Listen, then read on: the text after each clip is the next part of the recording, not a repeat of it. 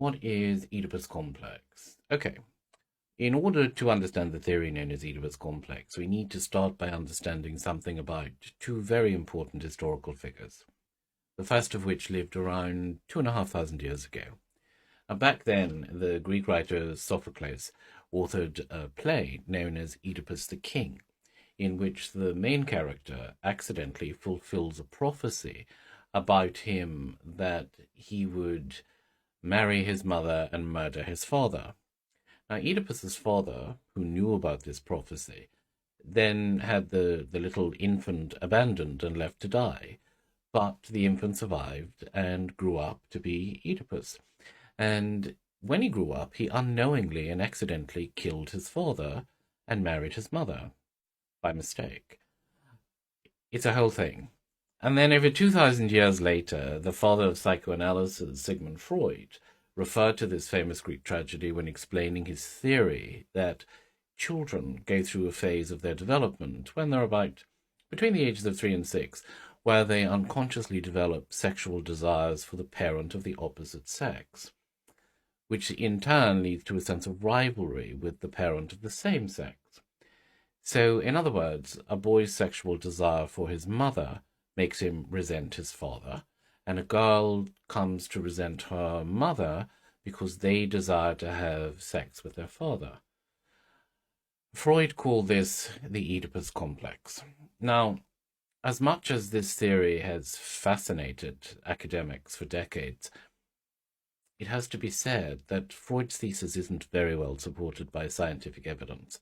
For one, the widespread instinctive aversion to incest amongst human beings has been pointed to as counter-evidence to the theory.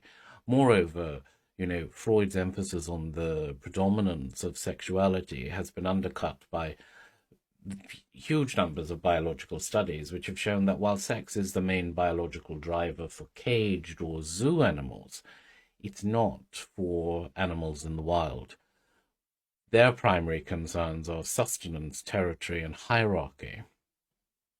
And so, of course, critics have argued that Freud's analysis is more applicable to oppressed societies and not to free societies where family life is allowed to develop organically. And I suppose, furthermore, in the life of any family, really, there's always a wide variety of factors and motivators at play when it comes to relationships, aren't there, between parents and children? So that's the Oedipus complex in a nutshell.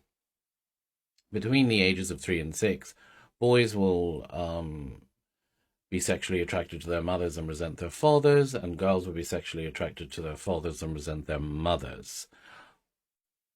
I do have an opinion on this theory, which I'm not going to share with you, but I would like to hear your opinions on the theory in the comments below.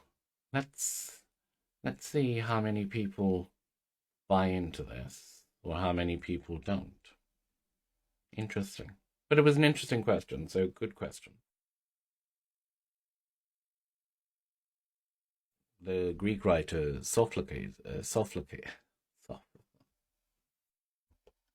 then there was the Greek writer So the Greek writer Sophocles.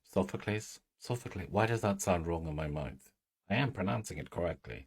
Sophocles. Back then, the Greek writer Sophocles. Jesus Christ. Sophocles. Why am I getting that name? What's wrong with me? Sophocles. So, in order to understand the theory known as